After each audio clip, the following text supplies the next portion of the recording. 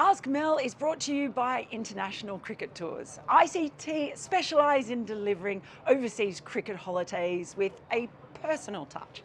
So whether it's Ashes, Sri Lanka or New Zealand, if you're thinking about following England abroad this winter, look no further than International Cricket Tours. So after day 3 of the second test at Edgbaston, England versus India, let's ask Mel. You're not doing the twisty hands? There we go, yeah, we'll do that again. George Young kicks us off. Is Jamie Smith too good to be batting at number 7? Yes. well, he's not going to be batting there all the time. I think there's an argument that he should be batting above Stokes. There's always going to be the balancing act. Well, just the way Stokes is, what is he averaging at the moment? It's you know. So I guess there's two arguments for. There's one argument for keeping where he is, and it's that he is actually, because he's in better form than Ben Stokes. Therefore, you need someone. There's an argument that you need someone in form to actually bat with the tail, who are quite capable. Whereas if you leave someone like Ben Stokes, who unfortunately is kind of he's malfunctioning very much as England's proper all-rounder, hasn't made a Test 100 now for over 30 innings. That is perhaps an argument for keeping him where he is until you elevate him to, say, in the top 4. Yeah, also, don't forget, Ben Stokes is also pretty damn good at batting with the tail. Just ask Jack Leach. But, well, and on other occasions as well. So, I think this is just a temporary thing, hopefully, for Ben Stokes anyway. But the other thing you have to balance, of course, is if Jamie Smith is keeping, like, how the hell is he back out there again today? We just saw Harry Brook in the press conference. I've never seen Harry Brook look so knackered. In fact, he could barely answer some questions. He could hardly speak. So for Jamie Smith, he's back out there with the gloves after having spent 2 days in the field and gone out and spent almost an entire day batting. He's hardly been off the field for this entire match. So that's going to have to be balanced out as well. Will he end up keeping all the time? Who knows? But yeah, he's better than a conventional number 7, put it that way. Yeah, I'm really looking forward to see how England break Jamie Smith. Because they're going to ask him to keep, as you said, they're going to ask him to keep for 150 overs and then come out and bat, for one down, after an over or so. It's a tough one. He's definitely better than he is, but I think England should resist, and we should resist, pushing for him to be pushed any higher. A bit like we did with Harry Brook when he came into the team. Even England people wanted him opening or batting at 3 almost immediately. Perhaps we just portray our better urges on this one, I think, a little bit. Your pessimism is so England cricket fanny. It is. We spend a lifetime overhyping our sports people, and then trying to deflate them as soon as they fail us. I feel like we need to just be a little bit more realistic at this point and just enjoy what we've got for a little bit. I mean, let's not be so greedy all of the time. All right, Debbie Downer. Okay. Speaking of which, Jack Rule moves on to our next question. How are India going to lose this test now? Harry Brook said something that he probably said in his haze of sleepiness, that England would chase anything. I guess that is kind of the answer here, isn't it? Yeah, it is. I think the way India could lose it, although, it does seem very unlikely that they will, but it's the decision that they make in this third innings. England must be the most irritating, frustrating, annoying team at the moment to have to bat third in a test match with, right? Because we've been doing it all day, like counting overs and runs and working it out and how much time. It's always tricky, the third innings, right? Because it is the innings where things aren't so clear cut. You know what your aim is in the first, second and fourth innings generally. The third innings is where you've got much more to do in terms of decision making.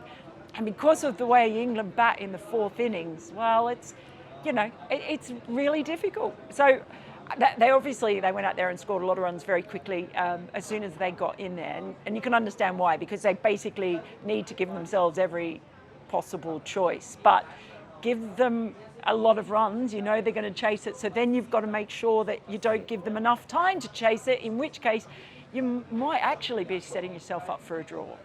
It's just interesting. I think England's saying, and we know, I guess, but England's saying they will chase anything clearly opens a door for India, regardless of whatever total they kind of end on. I know we always talk about it's better to be bowled out in the third innings with a total that you know is going to be too much, but I guess England have kind of reduced the need to actively think about a declaration, because they have quite openly said, and they have gone and done it, of course, which is the worrying element, that they will chase anything that they're set. You give them, if you set them like 500 and you give them 100 overs, I'm not putting it past them to chase it down. So it's tricky. I think it's tricky. Yeah, tomorrow's going to be a fun day, I suspect. The Cricketers' award-winning team brings our subscribers news, features and insight on county and international cricket every single day. You can try us now by signing up for £1. Yes, you heard that correctly, just £1 at thecricketer.com/digital. Right, on the scale of 1 to 100, how much did India miss someone like Bumra or Kuldeep?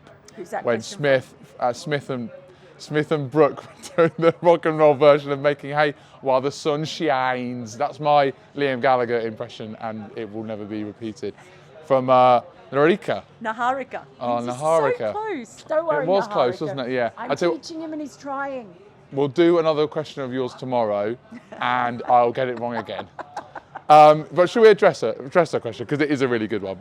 Yeah, look.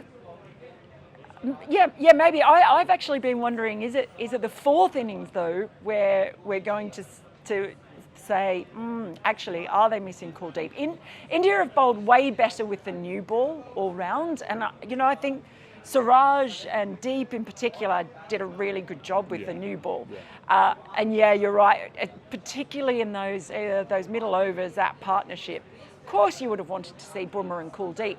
But it's the fourth innings where I think it's going to be quite interesting. I mean, don't forget though, the scuttlebutt was all about, does India have the attack to take 20 wickets? Actually, it's England that have looked like the one who might be extremely light, and you're actually looking at, Jofra Archer, where is he?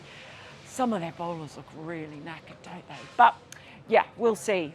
Will they ultimately regret not having Kuldeep in particular in the last innings? Or I might go, no, it's all right, we've won a test against England, we haven't had to use either of those players yet. Yeah, I think the margins are quite short, and I also think that Jamie Smith and Harry Brooks, there was a reason why we've had the biggest two partnerships have been for the sixth wicket. They've come at similar sectors of the game. I'm sure the internet will come at me at that. I'm sure they aren't, but they've come for the same wicket. There's a reason. It's the easiest time to bat. It's not when you want to really, particularly with Bumra, really want to be throwing your best bowler out and asking him to bowl lots of overs. Unfortunately, it has just been, as well as Jamie Smith batted today with Harry Brook, it is the easiest time to bat. As you say, I think you're right with Kuldeep in particular, because I think the new ball bowlers have actually performed really, really well. They've outperformed, and ultimately, when we're here on Saturday and Sunday talking about the outcome of this game, I suspect we will be returning to how both teams bowled with the new ball, of which there has been quite a violent chasm, a large chasm between them, certainly. Violent chasm, yeah.